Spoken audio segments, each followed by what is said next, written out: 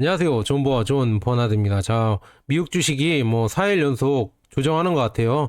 그리고 지금 보면 상해 종합이랑 항생지수도 마이너스가 됐는데, 이거는 왜 그러냐면 지금 중국에서는 아이폰 금지령을 좀 내렸어요. 그래서 미국이랑 IT 제재에 맞서서 서로 이렇게 싸우는, 지금 으르렁대고 있는 상황이에요. 그래서 미국과 중국이 이렇게 싸운다고 하면은 거기에 얽혀 있는 기업들은 마이너스가 많이 되겠죠. 그래서 지금 뭐 애플이 많이 빠졌고요. 그 다음에 반도체 관련 뭐 퀄컴이나 AMD, 엔비디아 이런 주식들이 많이 빠졌습니다. 그래서 지금 보시면은 애플이 2.92% 빠졌고, 뭐 테슬라도 0.17, 그 다음에 엔비디아가 1.74, 뭐 이런 식으로 빠졌는데, 전체적으로 지금 엔비디아랑 애플만 봐도 지금 뭐 이번 주에 뭐 6%, 6.37% 이렇게 많이 빠졌습니다. 그래서 이렇게 애플이나 엔비디아가 조정하는 모습이고, 지금 전체적으로 뭐 우리 ETF들 있잖아요. 차이나 전기차든 아니면은 필라델피아 반도체, 미국테크 탑10 등등 ETF들이 마이너스가 많이 났고, 환율은 또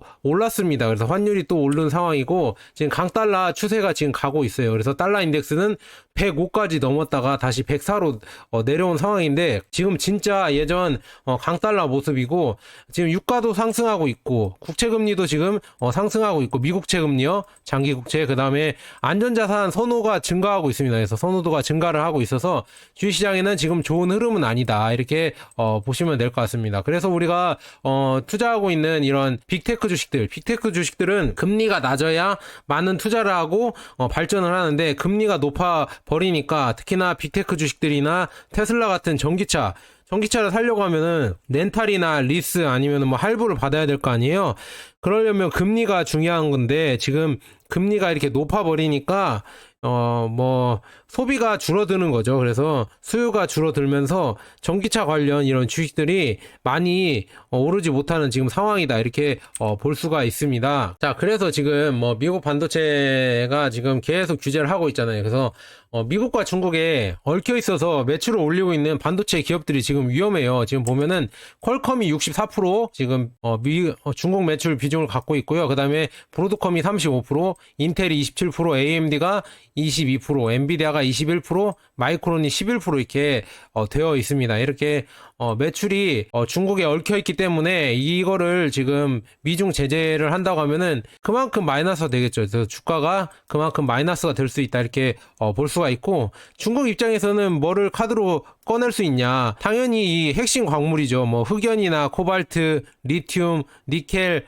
망간 이런 핵심 광물들로 미국이나 아니면 세계 여러 나라들을 옥죄할 수가 있다. 이번에 또 요소수를 수출 금지한다고 이렇게 기사가 나오고 있더라고요. 그래서 제2의 요소수 사태가 터지는 거 아닌가, 이렇게 지금 우리나라에서는 우려를 표하고 있는데, 이것도 또 지켜봐야 될 것 같습니다. 그러니까 미국과 중국이 붙어버리면은 미중 간에 지금 사이에 있는 테슬라나 애플이나 뭐 AMD, 퀄컴, 뭐 엔비디아 뭐 이런 기업들이 좋을 수가 없어요. 그래서 이거를 여러분들이 잘 보셔야 된다, 이렇게 말씀드리고요. 지금 보면은 미국이 잘못하고 있는 거는 뭐냐면, 너무 그냥 자유 경쟁을 해야 되는데 그냥 일방적으로 중국이 싫다고 제재를 해버리니까, 중국의 뭐 기술 제재, 뭐 반도체 수출 제재를 해버리니까 아예 이제는 중국의 자립심이 더욱더 커지고 있습니다. 중국이라는 나라가 이제는 뭐 하청이었죠. 하청 기업에서 이제 제조업을 계속 하다 보니까 이제는 어느 정도 노하우가 쌓이면서 혁신을 하는 거예요. 자기 자체적으로도 혁신을 하니까 이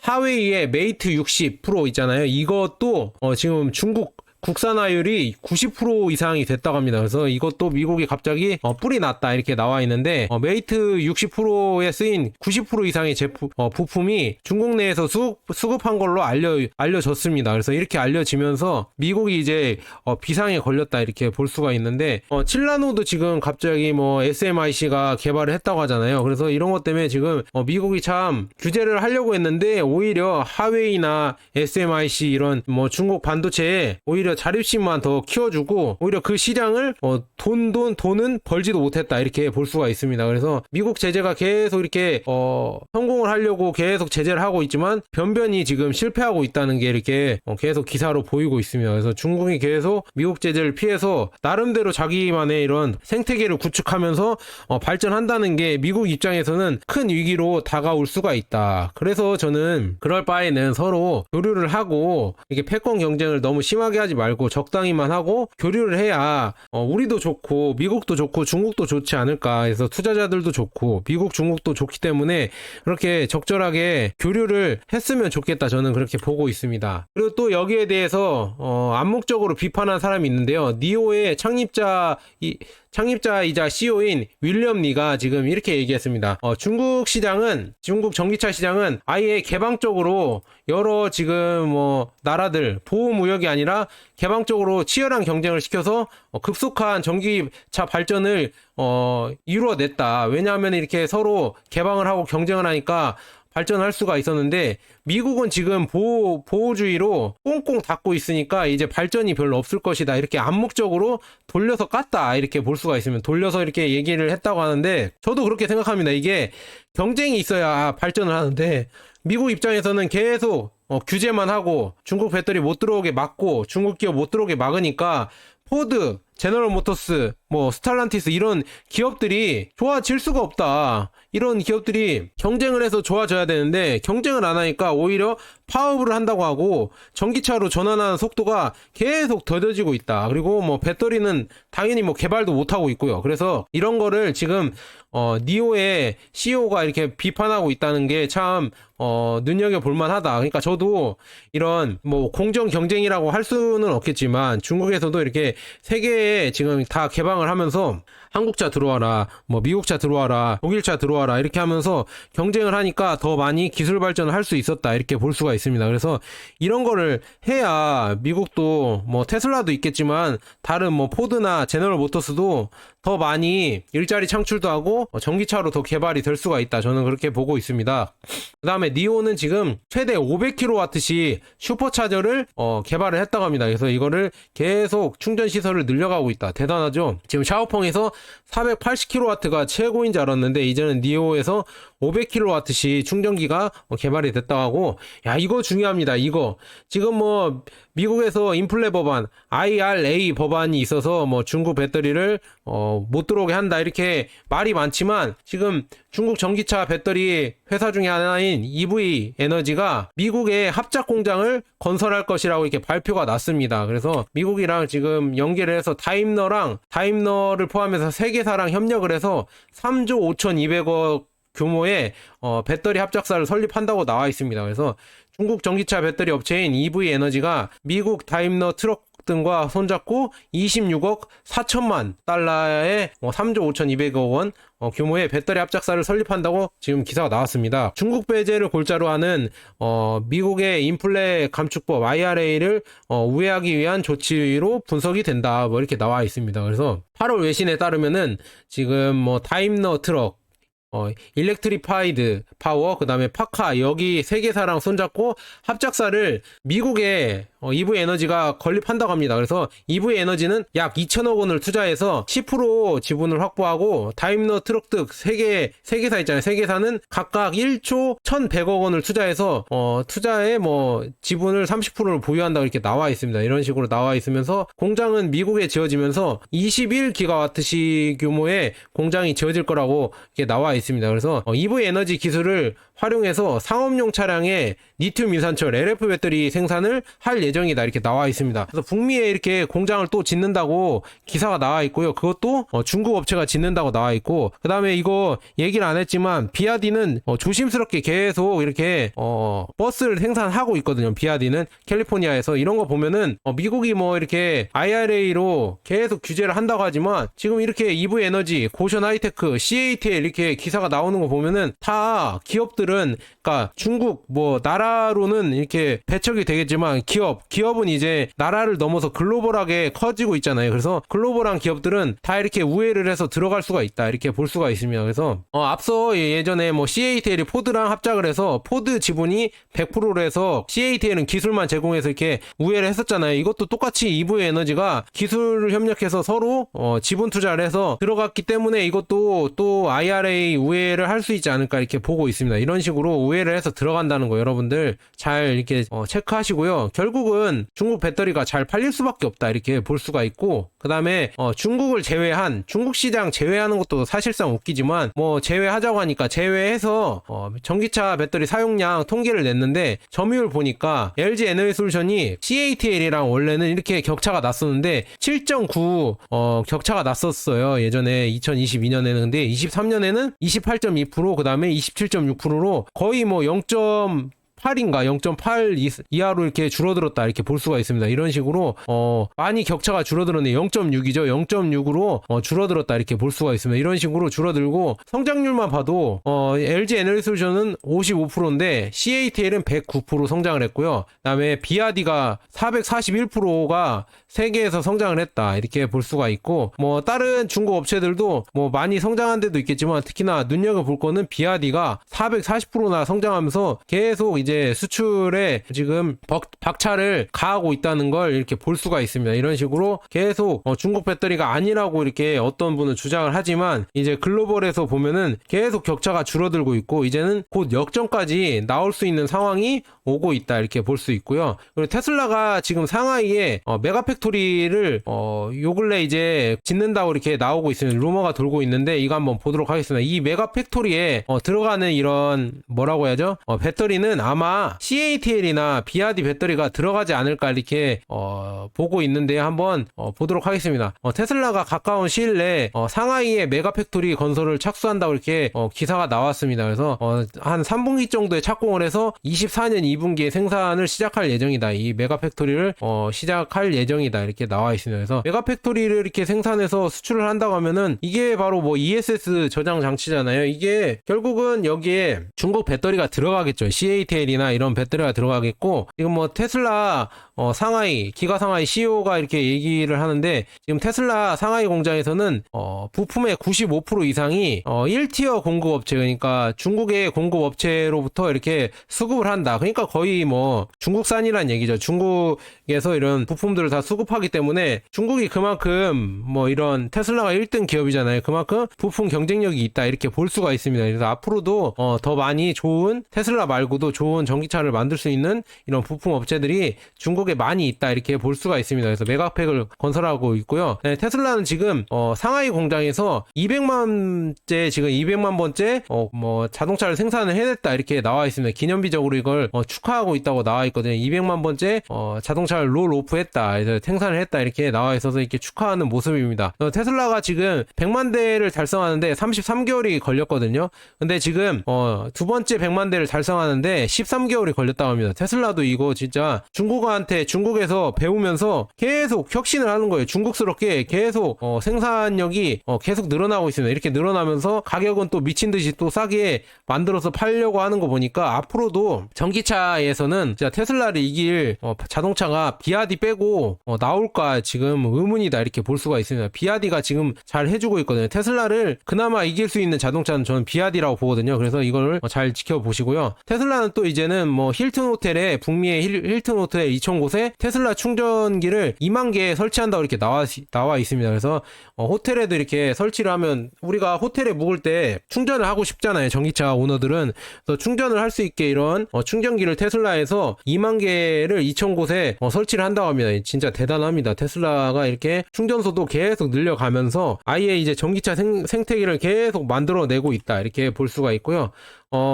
혼다도 지금 테슬라 NACS 이 커넥터를 채택 확정을 했다고 합니다. 테슬라 이제 충전소에 혼다도 충전 이거 네트워크에 합류를 한다고 나와 있습니다. 그래서 이렇게 합류를 하면서 혼다도 어느 정도 전기차로 넘어가면서 살아남을 수 있는 숨통을 마련했다 이렇게 볼 수가 있고, 그만큼 테슬라가 이게 미쳤다, 대단하다, 이런 생태계를 구축하고 다른 업체들이 다 들어올 수밖에 없게 이렇게 수를 놓는다는 게 진짜 대단하다고 저는 보고 있고요. 그 다음에 트렌드포스에서 보면은 우리 지금 지금 리튬 가격이 걱정이잖아요. 이 리튬 가격이 계속 급락하면서 우리가 투자하고 있는 강봉 리튬이나 텐치 리튬, 천재 리튬이죠. 천재 리튬 가격이 계속 떨어지잖아요. 그래서 이것 때문에 어떻게 해야 되냐 그 문제가 많았는데 이제는 9월 정도에는 리튬 가격 하락 현상이 멈출 거라고 이렇게 트렌드포스에서 예상이 나오고 있습니다. 그래서 한번 이거 보도록 하겠습니다. 지금 트렌드포스에서는 9월, 10월 정도에는 이제는 리튬 가격이 하락을 마무리할 것 같다. 왜냐하면 이제 하락을 멈추고 안정화가 왜 되냐면 이제 생산을 좀 줄일 공급 업체들이 생산을 줄일 거라 이렇게 나와 있습니다. 그래서 생산을 줄이면은 다시 또 리튬 가격이 서서히 올라가겠죠. 그래서 어느 정도 이제 폭락하지 말고 리튬이 서서히 올라가야 전기차 산업이나 배터리나 아니면 리튬 주식들이 오르기 때문에 차이나 전기차에는 더 좋은 상황이다 이렇게 볼 수가 있습니다. 그래서 지금 리튬이 좀 올라주기를 저도 바라고 있고요. 트렌드포스에서 이렇게 예상을 하고 있으니까 한번 기대를 해도 좋을 것 같습니다. 그래서 계속 가보도록 하겠습니다. 지금 그래서 8월 달에 판매량이 예상량이 나와 있거든요. 그래서 지금 쭉 보니까 도매 판매량은 85,000대로 전년 동기 대비 28%가 증가를 했다고 합니다. 그래서 지금 꾸준히 도매 판매량 나와서 꾸준히 증가하는 지금 모습이거든요. 그래서 이런 식으로 지금 중국 전기차들이 뭐 침체다 이렇게 하시는 분들도 많겠지만 또 꾸준히 증가는 하고 있다 이렇게 여러분들 볼 수가 있습니다. 꾸준히 판매량은 증가를 하고 있으니까 너무 우울해할 필요가 없다 이렇게 말씀드리고요. 그 다음에 기사 이게 중요하죠. 야 이제는 뭐 벤츠에서는 뭐 비아디 뭐 LF 배터리를 안 쓴다 뭐 이렇게 댓글 다시는 분들이 있어요. 근데 벤츠에서도 이제는 쓴다고 합니다. 벤츠에서도 비아디의 블레이드 배터리를 사용하기 시작할 예정이라고 이렇게 기사가 나와 있거든요. 한번 보도록 하겠습니다. 자, 적을 친구로 바꾸세요. 메르세데스 벤츠 지금 비아디 리튬 인산철 배터리 장착 시작 이렇게 나왔습니다. 그래서 벤츠가 이제는 비아디에 블레이드 배터리를 장착할 것으로 공개적으로 발표했습니다. 이렇게 발표를 했다고 합니다. 최근에 지금 독일 오토쇼 미네 오토쇼에서 선보였던 컨셉트카 있잖아요. 여기에